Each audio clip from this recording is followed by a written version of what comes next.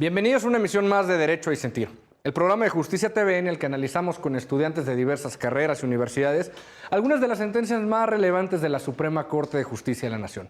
En el programa de hoy vamos a abordar el amparo directo en revisión 604-2018, asunto en el que la primera sala analizó la constitucionalidad del artículo 4, fracción primera, inciso A, de la Ley Federal contra la Delincuencia Organizada y su posible vulneración al principio de proporcionalidad previsto en el artículo 22 de la Constitución.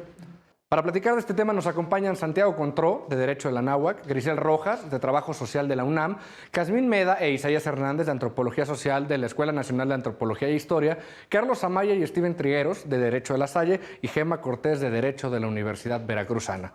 Yo soy Alejandro Telles, esto es Derecho y Sentir por Justicia TV, comenzamos.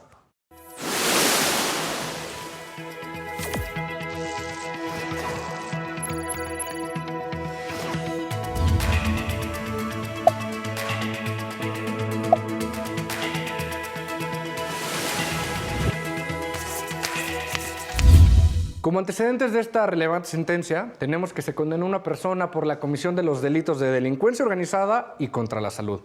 Esto en razón de que en la causa penal se tuvo por probado que fue parte de una organización criminal que adquiría cocaína en el barrio de Tepito. El recurrente desempeñaba funciones de dirección, supervisión y administración en este grupo delictivo. Tanto en primera instancia como en apelación se condenó a dicho sujeto por la comisión de los delitos mencionados. Sin embargo, en el juicio de amparo se le concedió la protección constitucional para efectos, al advertirse una serie de violaciones en el procedimiento desde la averiguación previa, lo cual dio lugar a que fuera juzgado a partir de pruebas ilícitas. En la sentencia de la Corte se advirtió que se desatendió el principio de mayor beneficio, pues el órgano de amparo debió estudiar las violaciones a derechos humanos aducidas por el recurrente y relacionadas con la inconstitucionalidad del artículo que sancionaba el delito y la pena por la que fue condenado. Bienvenidos, muchísimas gracias por acompañarnos en esta emisión de Derecho y Sentir.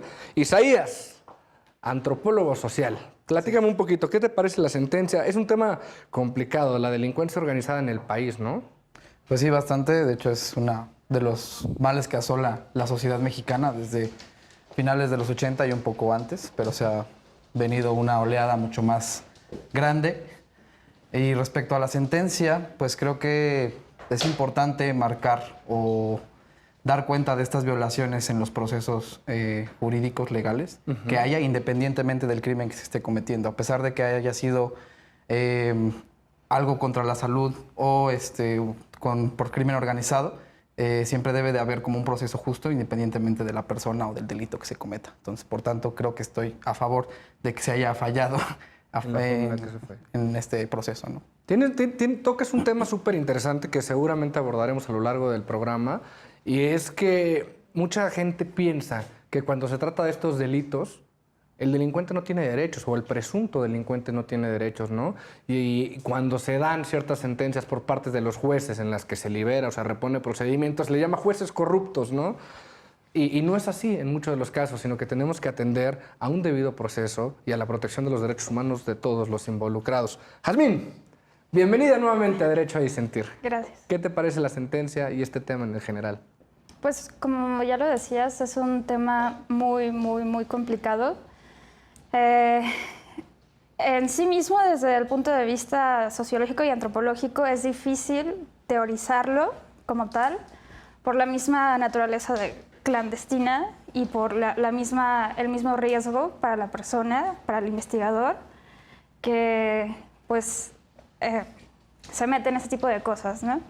Entonces es muy difícil, es un tema muy difícil, pero yo creo que también sería muy importante, más allá de pues, estos individuos, ver cuál sería la relación entre el crimen organizado y el Estado, ¿no? A ver, platícame un poquito de eso, ¿por qué? Bueno, pues porque específicamente en México y en otros países latinoamericanos, también por ejemplo Colombia, pues podemos ver como cierto patrón, ¿no? Estamos hablando de estados débiles, por así decirlo, que tienen un proceso de democratización, etcétera, y es ahí cuando empieza como, y junto con las políticas neoliberales, pues empieza como a haber cierta facilidad hacia los grupos criminales, narcotráfico específicamente. Pero pues también, o sea, podemos irnos por la vía rápida y decir que es culpa de los funcionarios corruptos, que es culpa pues de todas estas personas que tendrían que defender como el interés público General. y el interés del Estado, etcétera, y lo traicionan a favor de los grupos criminales, ¿no? Pero, pues creo que deberíamos empezar a ver no al Estado ni al crimen organizado como dos Entes extremos, separados, ajá. como dos entes separados, dos extremos que están en constante lucha y etcétera, sino más bien como, pues, tal vez un mismo aparato necropolítico, Ok. porque pues al final del día la gente que muere por el narcotráfico pues son los campesinos, la gente que de por sí ya crece en una comunidad marginada, por ejemplo la colonia Tepito. Entonces, yo creo que sí te digo, es un tema muy difícil. Con Pero- muchas aristas, ¿no? Ajá, con muchas aristas, pero para mí el meollo del asunto está en que, pues, son un aparato necropolítico. Ok, muchísimas gracias. Grisel, bienvenida Bueno, a Derecho y Sentir. Muchas gracias. Yo quería hacer un énfasis principalmente en el por qué es tan grave toda esta situación en cuanto a al delito contra la salud. El asunto es por qué es tan grave un delito contra la salud de ese estilo Ajá. y no tan grave, por ejemplo, una persona a la que le venden cigarros. De hecho, ni siquiera hace pena si en ambos casos están perpetrando una adicción, Ok, sino a por ver. toda la situación que implica ese delito en particular. Una situación de adicción, independientemente del estrado social, pero que afecta más a ¿cómo se llama? A la población más vulnerable, que en este caso es la clase social más baja. Todas estas cuestiones de adicciones y el perpetrarlas y además el continuarlas genera una violencia, para empezar, una violencia terrible a nivel social. En todos lo estamos viviendo, estamos en un narcoestado, por así decirlo. Otra situación también es que genera incluso relaciones violentas entre los individuos en los que se encuentra. También, dependiendo del estrato social, puede haber incluso situaciones en las que se tengan que cometer ilícitos para poder solventar esta adicción. Y otra cosa que quiero recalcar es ¿por qué analizarlo desde un punto de vista exterior?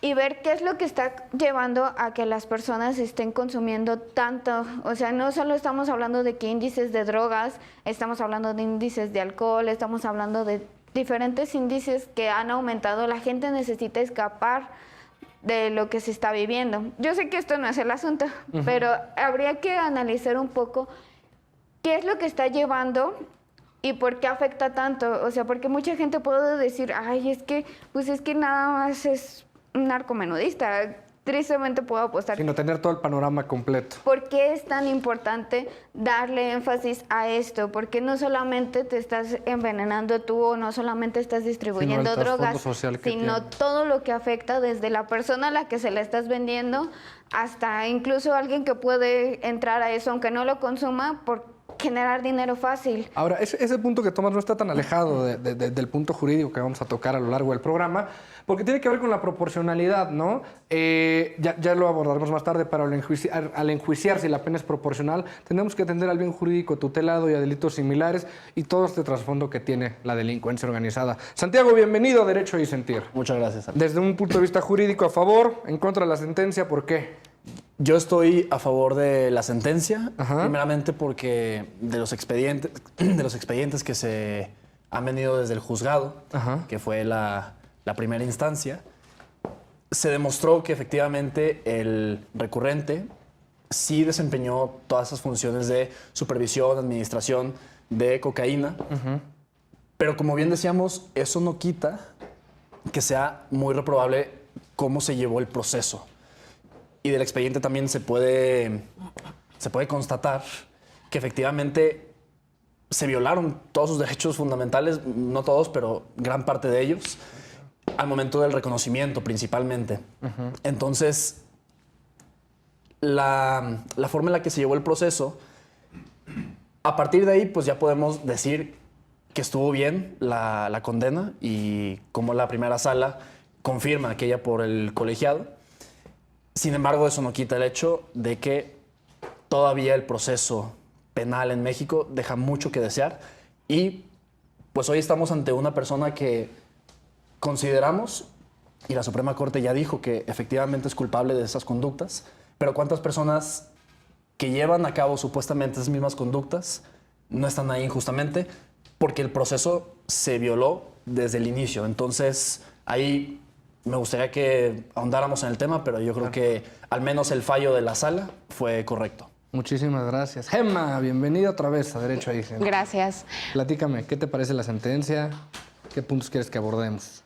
Pues para empezar me gustó el análisis que hizo la Corte en principio porque abordó el principio de mayor beneficio. Una cuestión que el colegiado había omitido porque recordemos que esta sentencia solo se le concedió al amparo al quejoso por violaciones procesales, pero el quejoso también planteó la inconstitucionalidad de este artículo y creo que abordarlo primero desde la Constitución y si es constitucional o no acorde al artículo 22 o no lo es. Entonces creo que ese punto fue importante en la resolución, para empezar. Perfecto, yo creo que es un tema al que también me gustaría regresar. Es interesante el principio de mayor beneficio. Como bien mencionan, el órgano colegiado, antes de llegar a la Corte, aduce que atendió al principio de mayor beneficio. Y luego la Corte le dice, no, lo que le faltó a tu sentencia es un análisis en ese sentido. Entonces, es interesante, seguramente vamos a regresar ahí. Stephen, bienvenido a Derecho a Disentir. Gracias. ¿A favor o en contra de la sentencia? ¿Por qué?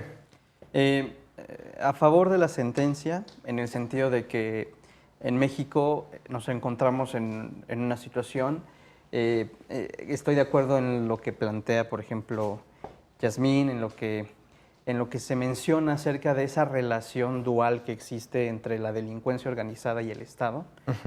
Si bien no son entes del todo separados que se encuentran en extremos opuestos, tampoco hemos llegado al punto en el cual son uno mismo y no se distingue el uno del otro.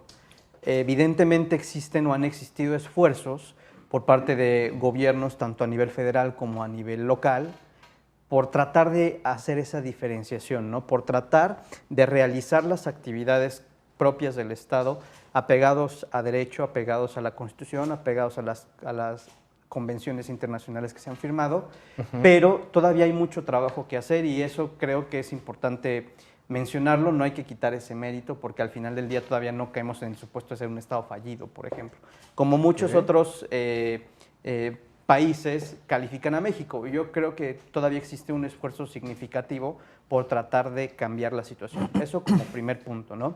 Entonces, en esa misma línea, me gustaría aclarar que sí, precisamente el hecho de que vivamos en un país en donde generalmente se hacen las cosas de forma pues bastante indeseable, ¿no? Se hacen cosas que francamente dejan mucho que desear para la gente y sobre todo para la sociedad en general.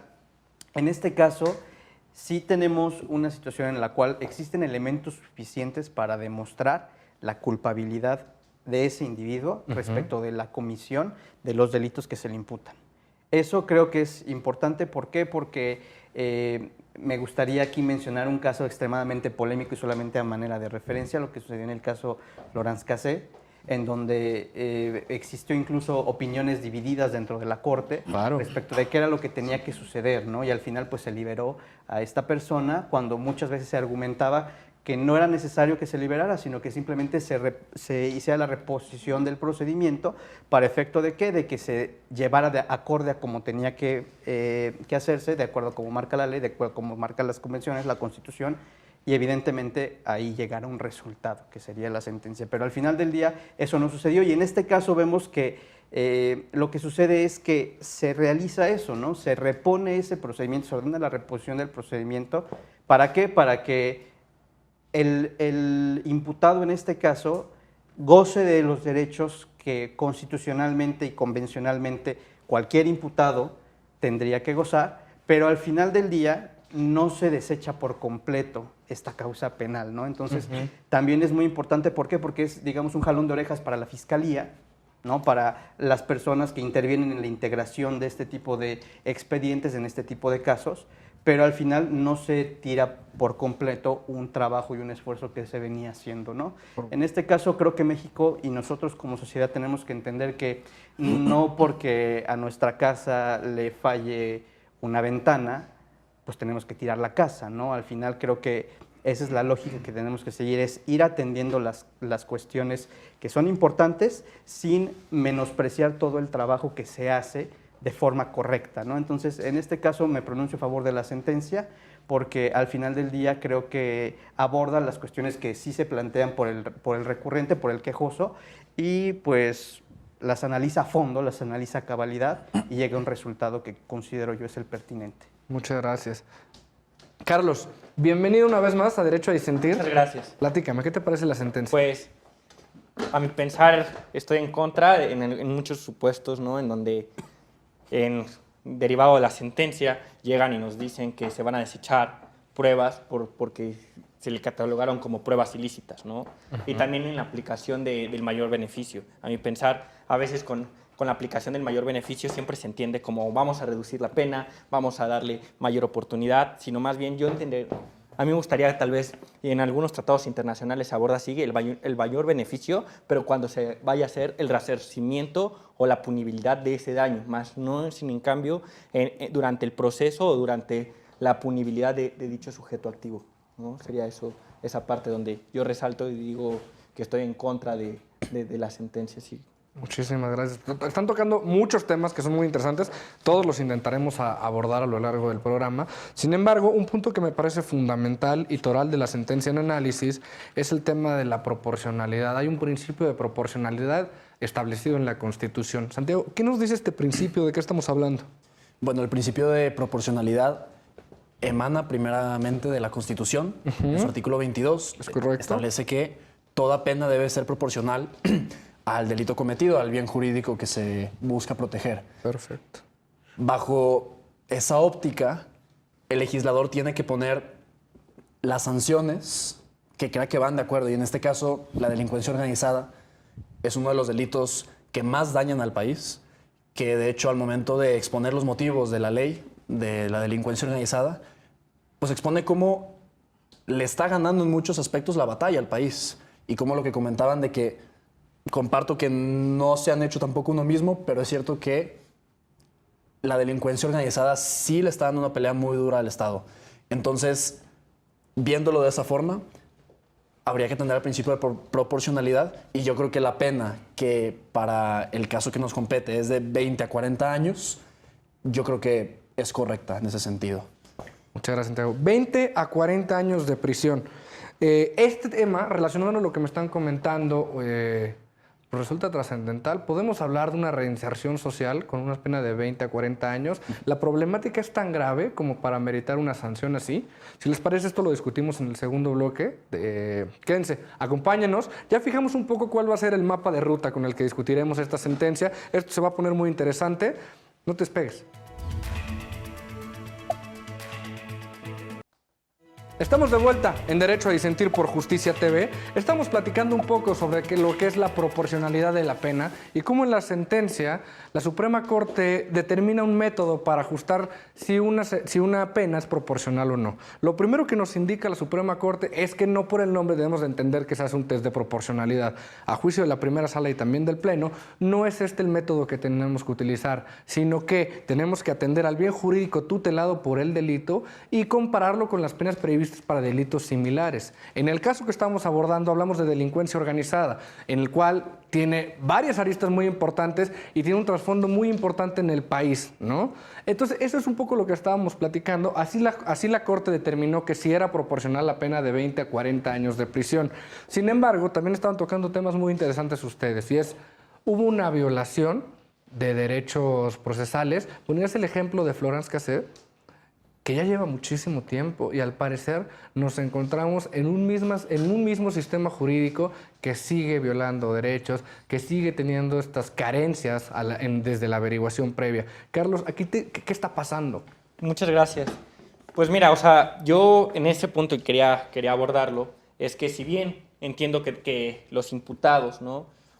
O los presuntos delincuentes tienen como derechos, ¿no? Y obviamente se le tienen que respetar esos derechos en el debido proceso. También en la actualidad hay dos supuestos, de hecho y de derecho, ¿no?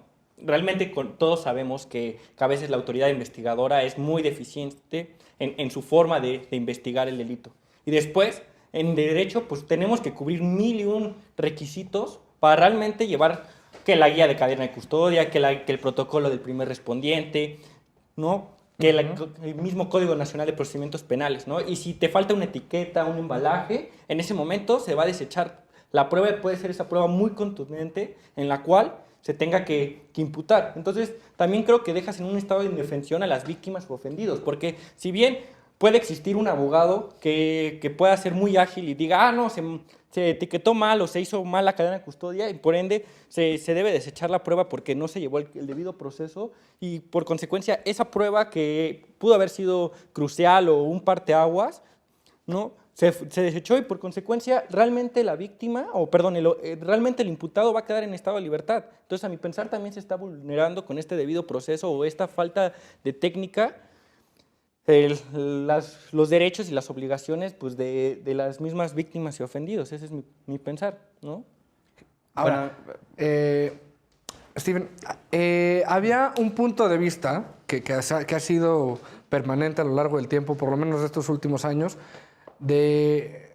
por citar a un personaje famoso que decía, yo los encarcelo y los jueces los sueltan. Y así no funciona mi guerra contra el narcotráfico, no funciona mi guerra contra la corrupción, etcétera.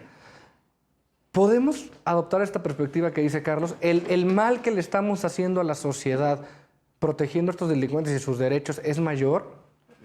¿Cómo funciona esto?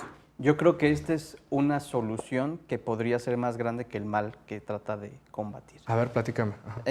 ¿A qué me refiero? A que el debido proceso existe por una cuestión muy importante, que es el hecho de que una persona necesite la protección especial de sus derechos, sí, pero que para que se le prive de su libertad, por ejemplo, en este caso que son delitos pues, extremadamente graves, ¿no? Vulneran cuestiones muy, muy específicas de la sociedad, en este caso incluso la delincuencia organizada amenaza a la seguridad nacional, ese es el carácter que tiene este tipo penal. Y para que se logre comprobar eso, una persona tiene que gozar de, en primera sí, la posibilidad de defenderse, de ser oído y vencido en un tribunal que sea competente y que no esté hecho a modo, que creo que eso México no adolece tanto, pero al final del día, que las pruebas y que los elementos mediante los cuales se está comprobando o se está tratando de comprobar su culpabilidad sean pruebas que fueron obtenidas de manera legal, porque por ejemplo en este caso sí estamos hablando de lo que le puede pasar o de los derechos que pueden ser vulnerados de una víctima al momento de que por cuestiones de debido proceso se deja libre a un victimario. Pero ¿qué pasa con la otra cara de la moneda? Cuando una persona que es inocente y no se le respetan sus derechos procesales, en este caso el debido proceso, termina en la cárcel, pagando una pena de un delito grave, por ejemplo, de 20 a 40 años. Y que de repente un abogado o un nuevo defensor en el año 15 se dé cuenta que todo esto fue un montaje o que fue una cuestión que estuvo totalmente en contra de derecho y lo logre probar y 15 años después saques a esa persona de prisión. O sea, el hecho de que voltee el Estado y le diga, usted disculpe, creo que no resuelve el problema y al contrario, genera uno nuevo. ¿Cómo le devolvemos esos 20 años, no? Exactamente. Entonces, en esta cuestión no se trata solamente del hecho de que nos estamos poniendo demasiado delicaditos con cuestiones del debido proceso. Creo que más bien es el hecho de que la autoridad, en este caso, la autoridad competente, la fiscalía, el primer respondiente, lo que sea, tiene que ponerse las pilas y tratar de dar la calidad que se espera al momento de prestar este tipo de servicios que son fundamentales para un Estado de Derecho.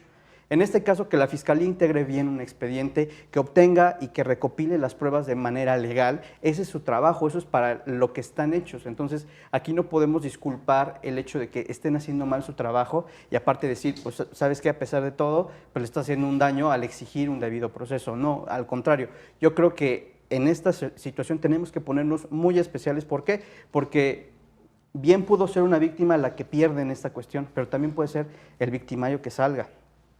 Es una cara con dos monedas y creo que las dos generan un daño a la sociedad. Entonces aquí se ve como al tratar de eliminar este tipo de imposiciones que la sociedad tiene que tener con el Estado, porque al final del día es el Estado el que está ejerciendo la acción penal, al tratar de reducirlas, al tratar de eliminarlas, incluso damos pie a que el Estado se vuelva más arbitrario. Pero a ver, dos datos quiero soltar rápidamente. Primero, en el tema de la Fiscalía, le exigimos mucho a la Fiscalía.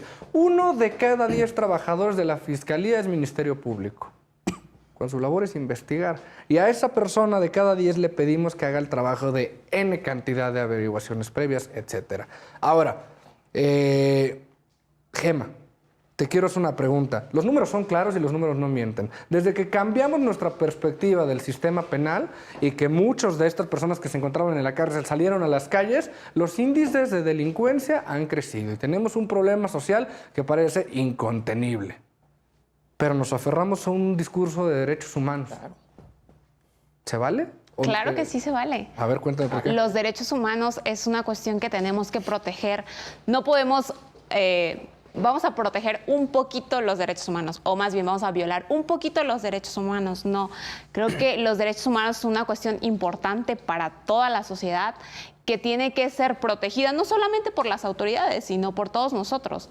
Creo que es una cuestión, bueno, en cuestión de órganos jurisdiccionales, aunque sea una prueba que se recabó de manera ilícita, tenemos que reponer ese procedimiento o, a menos que sea con base en el principio de mayor beneficio, a menos que sea para un amparo liso y llano, pero si no, esa es una cuestión meramente, o sea, es para proteger a las personas y sobre todo a su dignidad.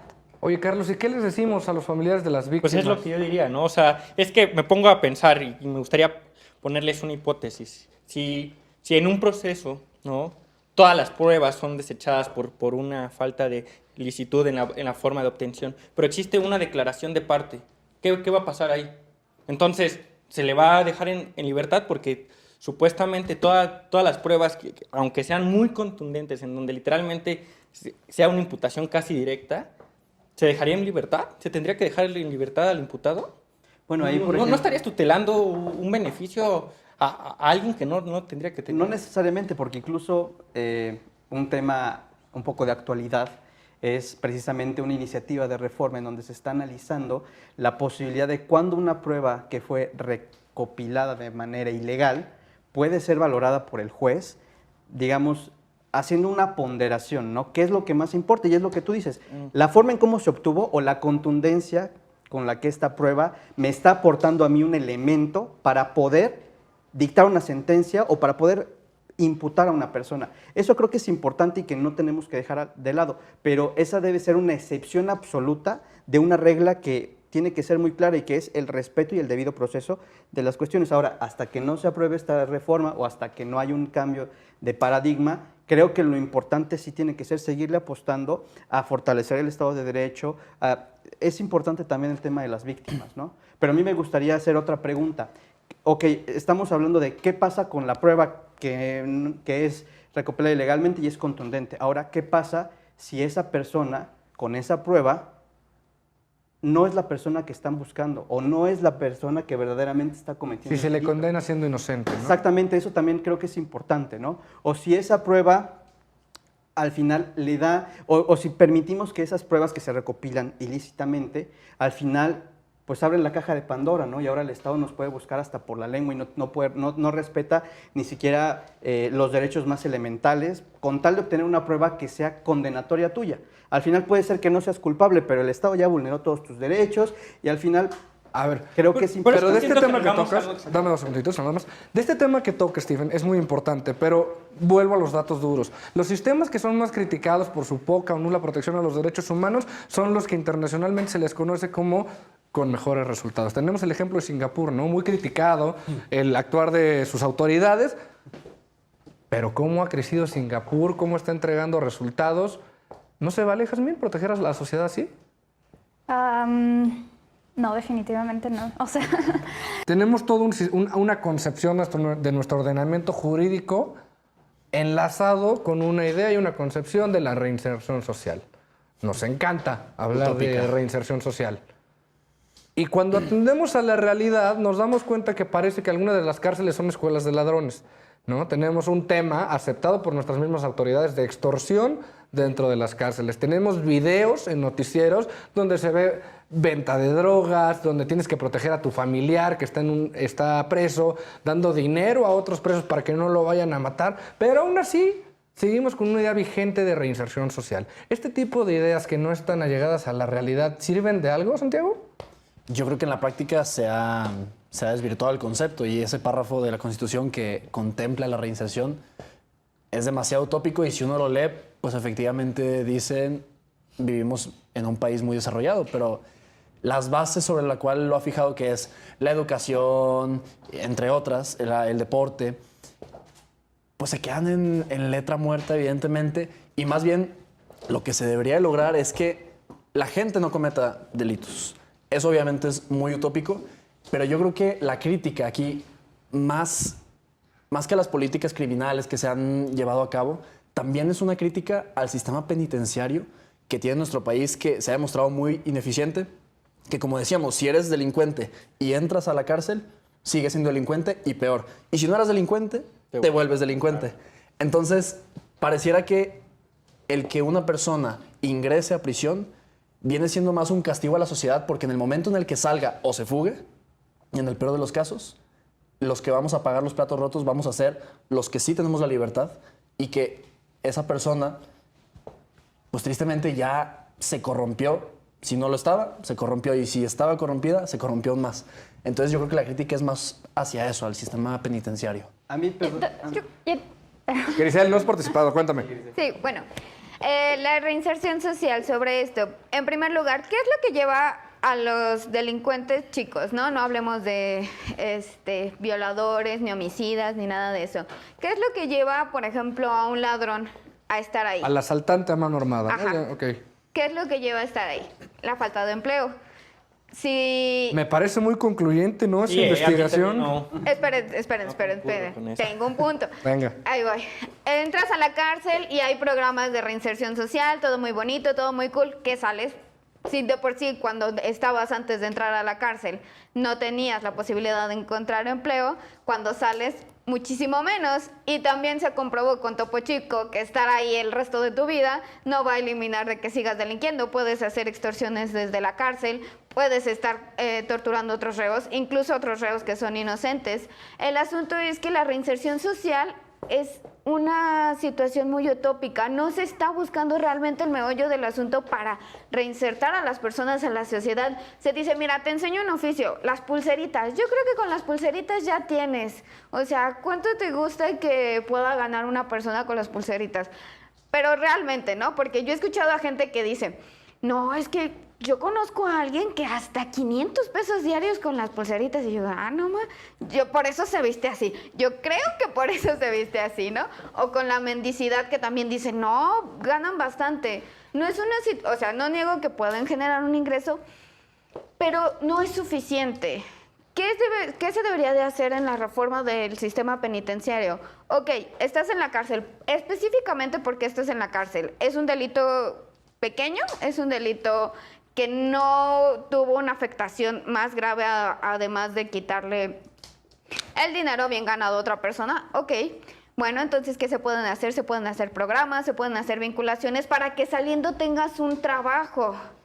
Okay. Y eso te evite que regreses a esa situación, porque parte de los que, como le mencionaba, que el problema del delito de la salud es porque hay incluso adictos, o sea, hay gente que no tenía la necesidad, pero por querer pagar su adicción, ajá, que hay que recordar, o sea, a veces hacen cosas tan malas que se nos olvidan que son seres humanos también y que la situación a la que llegaron no fue porque un día amanecieron y dijeron, oye, hoy se me antoja quitarle sus cosas a las personas, hoy se me antoja.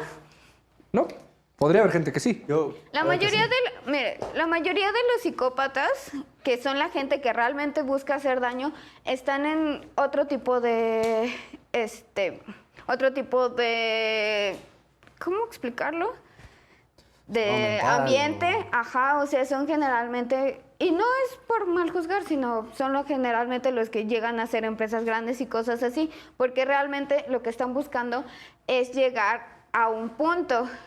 Los que realmente tienen una situación para lastimar, o sea, es son contadas las personas que amanecieron un día y dijeron, voy a delinquir o voy a lastimar a esta persona. Hay todo un procedimiento, hay toda una situación social, psicológica, desde tus padres, o sea, todo lo que influyó, y el decir, o te vas toda tu vida a tu cárcel a volver a delinquir, o te vamos a enseñar unas pulseritas, no va a solucionar. Y yo entiendo que es también otro aspecto de que mencionaban de los derechos humanos, perdón, es un paréntesis grande.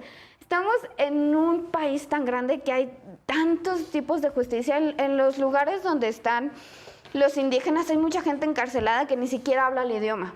O sea, los encarcelaron, llevaron todo el juicio y eso, y ni siquiera tuvieron un intérprete. Pero tu punto ahí sería, el sistema no funciona. El sistema está funcionando a través de un ideal de la reinserción social que no aterriza ciertos supuestos generales o ciertos supuestos a la realidad, ¿no? Ajá, el sistema realmente no funciona y las alternativas que se están presentando tampoco. Se tendría que reestructurar todo el sistema judicial y es algo difícil. Ya se reestructuró una vez con todo esto del sistema hablado. Bueno, el Oral. Oral.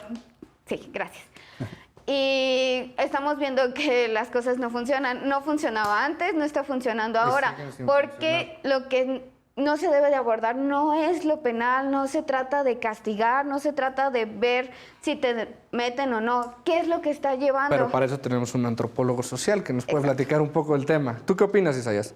Pues precisamente también daba lo que decía la compañera y lo que decía el compañero Steven respecto a lo del Estado fallido. O sea, estamos ante dos vertientes que nos dice que México es un Estado fallido y otra que dice que no, que se están haciendo cosas importantes en contra de que esto suceda. Ahora, decía la analogía el compañero Steven de que si la casa tiene la ventana rota, pues no la vamos a derrumbar, pero realmente solamente tenemos una ventana rota, o sea, se nos está metiendo de todo. Hay funcionarios que están coludidos con el narcotráfico, tenemos un sistema penitenciario pues vergonzoso realmente, tanto por las condiciones que tienen los internos como por las condiciones en las que llegaron, precisamente hablando de la sentencia inicial. Y tenemos también que dentro de nuestra cultura o dentro de nuestro pensamiento estamos a favor de los narcotraficantes en muchos aspectos, porque se nos bombardea con la idea de que es una forma de éxito, que es una forma de llegar a donde nunca llegaríamos por las condiciones en las que nacemos o las condiciones que se nos interponen durante nuestra vida. Que la vía legal no nos lo permite. Precisamente. Entonces, sí estamos como en una especie de bucle del que va a ser muy complicado salir con las medidas que se están tomando. O sea, no garantizas que esto se acabe metiendo a todos los criminales por los medios que sean, aunque sean ilegales, no garantizas nada dejándolos libres. Entonces, ahí se habría una pregunta retórica de ¿realmente el Estado es fallido o no es fallido? ¿Realmente está funcionando cómo se están llevando las cosas o no está funcionando? Y esto nos hace retomar una pregunta central de esta sentencia. Como bien mencionaba Santiago, son 20 a 40 años de prisión, que deberían cumplir esos años con una función social.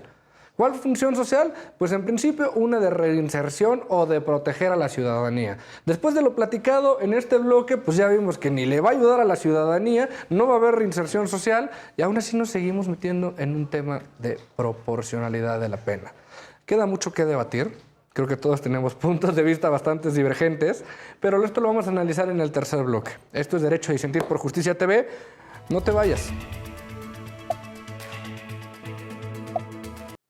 Estamos de vuelta en Derecho a Disentir por Justicia TV. Estamos analizando un caso en el que se determinó que era proporcional la pena de 20 a 40 años para un delito de delincuencia organizada relacionada con temas de supervisión y dirección en delitos contra la salud. Este debate nos ha llevado a lugares muy interesantes, a analizar cuál es la función de la prisión, de si de verdad cumple con proteger un bien jurídico tutelado por el sistema penal, porque hay que recordar que el establecimiento de una pena de este tipo atiende a la necesidad de proteger a la sociedad. Pero lo que platicamos en el segundo bloque nos dejaba ver que tal vez nuestro sistema penitenciario no nos da esos resultados. Jazmín, ¿tú querías compartir algo de eso? Sí. Bueno, también retomando la idea de la reinserción social, Ajá. yo creo que también tendríamos que ver cómo están conformados en sí mismos el crimen organizado, ¿no? Como grupos. O sea, el término Surge en 1919 en Chicago y se va utilizando más y cada vez más a partir de los 50 por esta cuestión de la mafia italiana y etcétera. Ok. Entonces tenemos que, por ejemplo, tanto en esos casos como en el narcotráfico mexicano, hay una relación incluso de parentesco entre los propios delincuentes, ¿no? O sea, son redes están muy tejidas, ¿no? Como toda esta relación entre los propios individuos. Así que, yo definitivamente no creo que una persona, pues en el momento en el que comete un delito, simplemente vaya, o sea, es una persona mala y va a morir siendo una persona mala, y si la metes a una cárcel, pues igual se va a hacer más mala. Sino que es difícil, porque las cárceles, todo lo que ya habíamos hablado, y dos, porque esos mismos grupos sociales están construidos de una forma tan intrínseca que pues no posibilita a la persona cuando sale de la cárcel, si su hermano se dedica a eso, si su padre se dedica a eso, si toda la red es sus amigos cercanos y su familia, definitivamente pues eso no crea un ámbito de reinserción, ¿no? Pero bueno, y también considerando esta cuestión del Estado fallido y lo que mencionabas hace un momento, una de las funciones básicas del Estado tendría que ser la de asegurar pues, el bienestar y la seguridad de todos los ciudadanos, ¿no? Y por eso tiene como el uso legítimo de la violencia, ¿no? Y por otra parte tenemos al narcotráfico, que tiene un uso ilegítimo de la violencia, pero es como de la misma magnitud, ¿no? Entonces encontramos que toda la gente que se ve metida en este tipo de organizaciones criminales, pues es gente que, como ya lo decía, por una parte está olvidada por las obligaciones que tendría que tener el Estado, y es entonces el narcotráfico que retoma ciertas funciones que tendría que tener el Estado hacia esos grupos, ¿no? O sea, el trabajo, la vivienda, la seguridad, entre comillas, claro, etcétera.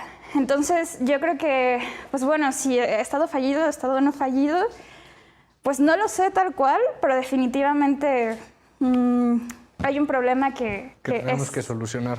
Precisamente retomando esa idea, o sea, el tinglado del narcotráfico y la estructura de los grupos que se forman es tan amplia y es tan profunda que es muy difícil deshacerlos y también sacar a las personas que se ven involucradas, ya sea por voluntad, entre comillas, o por situaciones externas, ¿no? Entonces, podemos encontrar que el narcotráfico se puede extender desde los criminales o desde las personas que dirigen estos movimientos, bueno, estas organizaciones o los cabecillas, hasta gente de la sociedad que lava dinero para ellos, o que les sirve de distribuidores en los grandes antros de la Ciudad de México, etcétera, etcétera. Entonces, también podríamos hablar de una sustitución del Estado, del narco en vez del Estado. O sea, está cubriendo estos huecos que el Estado no puede llenar y dando... Nos preguntamos a veces qué es lo que da el narco, qué es lo que ofrece el narco, y la respuesta más cuadrada o más rápida es, pues ofrece dinero, ofrece mejor paga. Pero no podríamos pensar que también ofrece una estructura o un tejido social que el Estado está pudriendo al recrudecerse. O sea, tú decías que sí era justificado el recrudecer las políticas del Estado y ponerse mucho más pesados en pos de proteger a la sociedad. Realmente yo creo que no, porque estarías pudriendo más el tejido que de por sí ya está podrido, y estarías obligando a las personas a buscar un tejido mucho más estructurado y mucho más abierto que podría ofrecerlo el narcotráfico, o tal vez no. También podría ser la sociedad civil organizada, pero eso es otro tema. Solo para precisar un poquito, antes, Carlos, de lo que comentabas, es importante destacar que en la sentencia se precisa que la delincuencia organizada es un delito doloso, pluripersonal y de lo que se conoce como resultado anticipado. Es decir, no se necesita que se dé como tal la acción de la transferencia de la droga, del estupefaciente, de lo que sea, sino por el simple hecho de que ya hay esta reunión de personas que busca la permanencia a través del tiempo, a través de una estructura, como lo mencionabas, compleja, ya con eso se da la delincuencia organizada. Ahora sí. Sí, muchas gracias. O sea, saliendo un poco del tema de la sentencia y vertiéndome a ese aspecto que hablan nuestros compañeros los antropólogos, llego y digo, o sea, entiendo que el Estado es un Estado benefactor, ¿no? Que tiene que proveer pero también me pongo a pensar en la sociedad. O sea, la sociedad, ¿qué va a dar, no? Porque en la actualidad ya tenemos muy fácil todo de solicitamos educación y el Estado nos la tiene que brindar. Pero, o sea, veámoslo también que no existe una rigidez por parte del Estado, porque si no, ya afectación a mis derechos humanos. O sea, en la UNAM, por ejemplo, en la UNAM te dan la oportunidad de hasta duplicar el tiempo en salir, ¿cómo se llama?, de la educación. O sea, si tu carrera dura 5 años, podrías aventarte 10, ¿no? Pues también ahí es una parte de la sociedad donde está infringiendo, ¿no? O sea, no nada más pidas a la parte del Estado, sino también la sociedad tiene que dar. O sea, mi postura es que tiene que existir una rigidez en todos los ámbitos, tanto de la autoridad y de la sociedad, porque en la actualidad, y mi pensar igual con lo del trabajo social, pues es tan fácil adquirir que obviamente, o sea, es tan fácil pedir la sociedad que ¿dónde quedan nuestras obligaciones? Esa es mi postura, o sea, y por eso existe, a mi pensar, una gran mayoría de delincuencia organizada y eso. Saliendo un poquito del tema, mi mamá me dijo, pobre pero honrado, y o sea, aquí que tú llegas y me dices que tal vez un delincuente se ve en la necesidad de delinquir porque la misma sociedad lo está empujando, pues yo diría que no. O sea, yo en mi persona, yo me atrevería a decir que no, o sea, que yo jamás delinquiría, ¿no? O sea, no es que la misma sociedad te esté empujando a delinquir, no, es la moral de cada persona. Siempre vas a tener opción, ¿no? Claramente creo que siempre va a existir una opción a intentar no delinquir. O sea, esa sería mi postura ahorita. Ahora, ha sido un debate muy interesante, pero tristemente se nos acaba el tiempo. Me gustaría que me compartieran un poquito sus conclusiones cada uno de lo que ha sido ese debate. Te guardé una pregunta, Gema, muy interesante, porque en el principio del programa me comentaba sobre la atención al principio de mayor beneficio, ¿no? En la sentencia, hablábamos hace unos minutos sobre el tiempo que duran estos procesos, ¿no? Un delito que se pudo cometer en 2008 sigue siendo juzgado por todas las instancias años y años después. Tenemos una sentencia de un tribunal colegiado en el cual se ampara para efectos, para que la autoridad determine con base en el caudal probatorio que subsiste después de lo que se declaró ilícito, si hay responsabilidad o no. Y la Corte dice, vamos a tardarnos otro ratote en una sentencia para analizar la constitucionalidad del tipo penal que me vienes alegando, y termina diciendo que es infundado. Y perdimos casi un año de proceso para nada. Se atendió el principio de mayor beneficio, y tus conclusiones ya también para... No creo que haya sido para nada, porque las resoluciones de la Suprema Corte, sobre todo en figuras como acciones de inconstitucionalidad, permean a toda la sociedad. Entonces creo que no fue en vano el tiempo que se invirtió en esa sentencia. Creo que es muy importante determinar si el aumento de una pena en cuestiones de delincuencia organizada es proporcional o no. También la Corte en esa sentencia explica o determina que el principio de proporcionalidad es dual. No solamente... creo que nos hemos enfocado mucho al legislador y esa concepción que se tiene acerca de qué es reinserción, qué se entiende en el derecho comparado. Reinserción es otra cosa, o sea, la mínima en Alemania pueden ser 15 años, y si le das esa oportunidad, aquí 40 años y tiene 30, bueno, o sea, ese es otro tema. Pero volviendo a esta división o esta dualidad que ha determinado la Corte, en el ámbito jurisdiccional también señala la Corte que la proporcionalidad o la forma en la que los jueces lo tienen que aplicar tiene que ser básicamente cuál es el bien jurídico tutelado y cuál es la gravedad del asunto. En este caso hace una analogía de que la delincuencia organizada funciona como una empresa. Entonces, la empresa y las cabezas de esa empresa, que es como el tipo penal que estamos estudiando, es la administración, vigilancia y supervisión. Y supervisión, exacto. Entonces, cómo estas cabezas funcionan y se pueden expandir a toda la sociedad. Entonces, por eso es el aumento de la pena en las cabezas, y no solamente en las personas que, digamos, que ejercen un mando menor, sino cuál es el impacto social que tiene un delito como la delincuencia organizada, comparado con las familias de los otros delitos. Por ejemplo, en la sentencia también se menciona el Código para el Estado de bueno, ahora Ciudad de México, pero entonces sí, ¿cómo determinamos exactamente esta proporcionalidad con base en el bien jurídico tutelado, con base en la afectación y con base en los otros delitos establecidos por las otras legislaciones? Qué excelente conclusión. Creo que nos habíamos pasado por alto ese punto que es muy relevante de la sentencia. Santiago, brevemente tus conclusiones. Bueno, primero que nada, estoy de acuerdo con el fallo de la sala en ese sentido, y también esta sentencia nos deja en evidencia el fallo del sistema penitenciario, que se tiene que reformar, que hay muchísimos conceptos que son perfeccionables de él. Lo que sí, yéndonos un poco antes, también se tienen que poner supuestos en que en ciertos delitos no violentos, por ejemplo, pues tampoco aumentemos a la población en sistemas penitenciarios.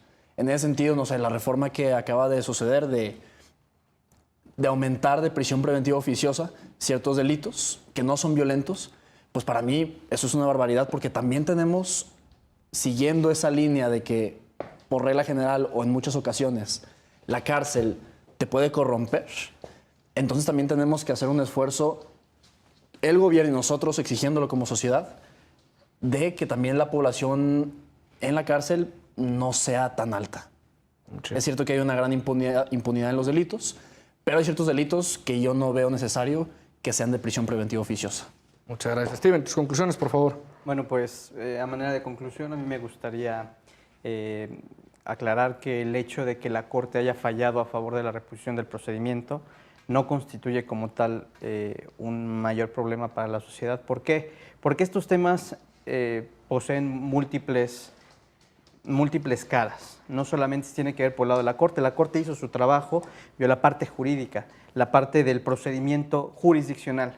Evidentemente la autoridad administrativa, el poder legislativo y la sociedad civil en general tienen que hacer su parte, pero no podemos pedirle a la Corte que omita este tipo de cuestiones, o al Poder Judicial en general, que omite este tipo de cuestiones solamente porque los otros no están haciendo su parte, ¿no? No podemos generar un mayor defecto, una mayor deficiencia de la que ya existe, ¿no? En este caso creo que es la primera parte de mi conclusión, y por último, como segunda parte, el tema de la reinserción es interesante. Yo creo que habría que preguntarnos hasta qué punto es posible una reinserción social, ¿no?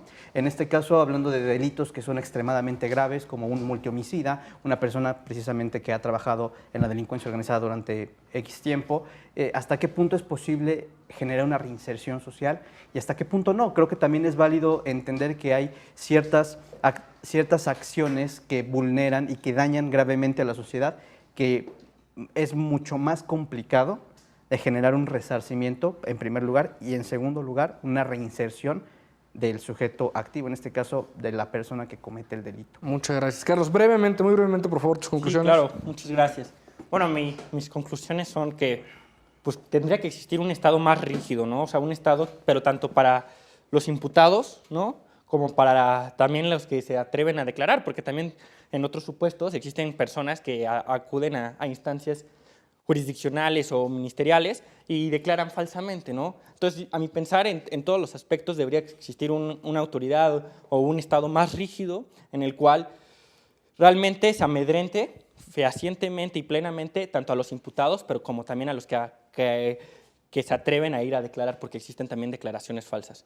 Y otra parte, pues también en el aspecto de punibilidad, yo concuerdo que sí estuvo bien esa proporcionalidad de 20 a 40 años, pero yo también me atrevería a decir, ¿dónde está el resarcimiento realmente? Ya sea para los ofendidos, que en este caso es la sociedad, porque bien, metemos a la persona en la cárcel, ¿y dónde queda ese resarcimiento de ese daño hacia la sociedad? Porque simplemente, pues sí, ya lo metimos a la cárcel, sí, ya está contemplando su condena, y el resarcimiento de la afectación a su honor, vida privada, a la sociedad, en un estado colectivo, ¿dónde queda ese resarcimiento? Yo me quedaría con eso en el aspecto de que pues, tendríamos que enfocar más a un resarcimiento fehaciente y efectivo a todas las víctimas y ofendidos. Muchas gracias. Isaías, muy brevemente tus conclusiones, por favor. Bueno, en conclusión, yo en un principio hablábamos de que había dos estados separados, el Estado-nación y el estado del narco o el narcoestado, y creo que no, efectivamente no existen, sino que existen dos estados, el fallido que es donde viven las clases bajas y los verdaderamente afectados por el narcotráfico, y el Estado que sí funciona, que está hecho por y para las élites, y que precisamente estas ideas de meter a la cárcel a todos y es tener un Estado más rígido solamente aplica para el Estado fallido. Es decir, nada más vamos a ser rígidos con las clases sin privilegios, con las clases bajas, y cuando nos afecta a nosotros, o seamos nosotros los ofendidos como sociedad, entre comillas, mandamos la basura con la basura. Es decir, los mandamos a prisión. Muchas gracias. Jazmín, tus conclusiones, por favor.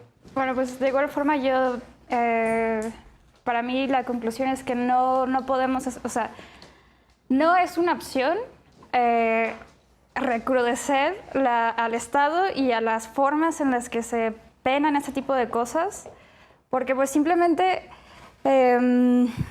no, o sea, el problema abarca muchísimos aspectos, muchísimos grupos sociales, etcétera, y es precisamente la búsqueda de generar otro tejido social, el que podría darnos una solución al narcotráfico, considerando pues que evidentemente si intentamos, o sea, lo que mi compañero decía, darle como más fuerza al Estado, pues evidentemente o sea, no puedes darle más fuerza a algo que pues no, en sí mismo no funciona, ¿sabes? Gracias.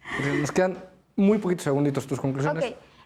Para mí una conclusión es que el sistema judicial va a seguir fallando mientras se sigan teniendo pensamientos como que las acciones delictivas son individuales y proporcionales a lo que cada persona piensa, además de que cada sistema debería de ser individual dependiendo del estado, porque no se cometen los mismos delitos en Sonora que se cometen en Yucatán, que es un estado, por cierto, bastante bueno, y que no se cometen los mismos del Estado de México. Entonces se tiene que analizar desde qué es lo que está causando, no cómo castigar a los que ya están cometiendo los delitos, sino qué es lo que está causando los delitos y cómo modificarlo, porque de lo contrario vamos a entrar al bucle que ya mencionaban nuestros compañeros. Muchísimas gracias. Sin duda ha sido un programa bastante interesante. Hemos encontrado temas muy relevantes. Creo que esta sentencia de la Suprema Corte nos recuerda la importancia de los derechos humanos y si bien hay argumentos utilitarios que nos permiten abogar por la desaparición de estos mismos, hasta que se vulneran a nosotros, somos empáticos con el tema. Esto es Derecho a Disentir. Yo soy Alejandro Telles y nos vemos en la próxima. Muchas gracias.